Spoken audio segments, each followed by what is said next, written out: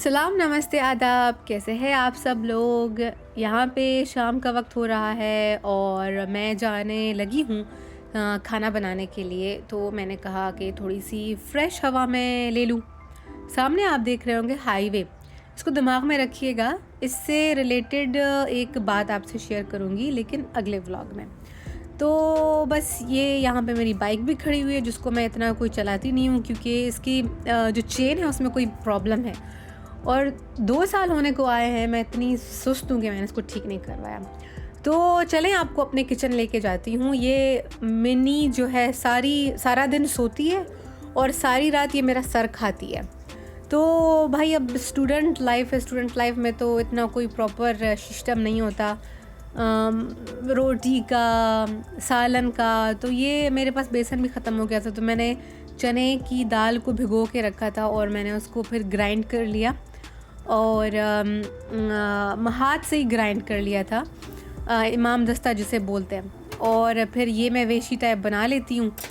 इसमें ये होता है कि गंदम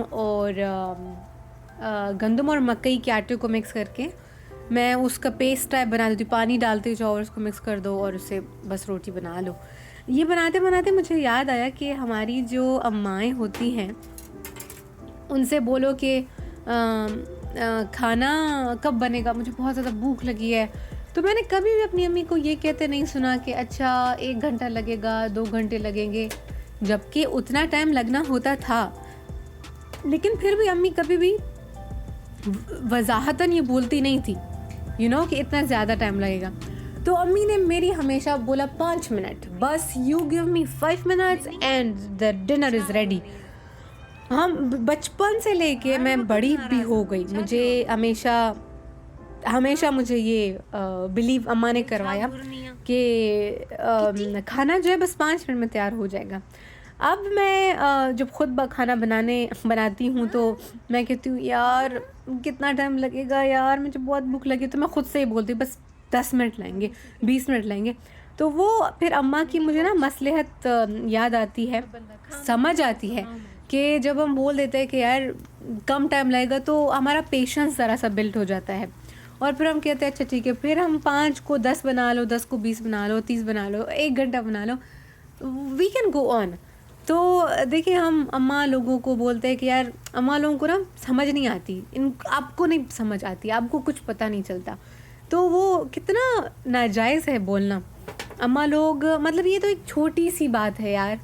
मैं अपनी अम्मी से पाकिस्तान में कुछ भी मांग लूँ कि अम्मी वो वाली लाल रंग की बॉटल, उसके ऊपर ये वाला टैग है, वो कहाँ पे पड़ी है यार, अम्मा जो है 3-4 सेकंड लेगी सोचने में, सेकंड्स लेगी और फ़ौरन उठेगी और 5 मिनट में वो चीज़ सामने होगी। I mean you name it, she will bring it.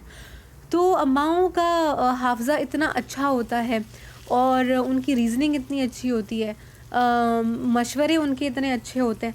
तो ये कहना ही एक नाजायज़ बात है, बहुत ज़्यादा नाजायज़ बात है कि हम जब कहते हैं अम्मा आपको समझ में नहीं आता, जबकि उनको सब समझ आ रहा होता है। लेकिन वो लोग जो हैं हम्बल होते हैं।